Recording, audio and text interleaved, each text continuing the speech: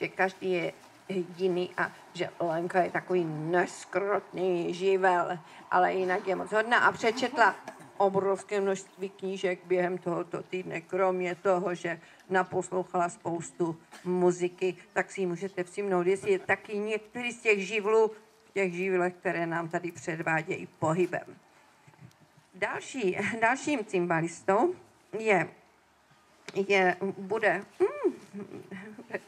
nějak se mi to nedaří, 10, 11 a 12, já už vím, Maruška, která nám zahraje bagatelu od slovenského skladatele Desidera Kardoše. A Maruška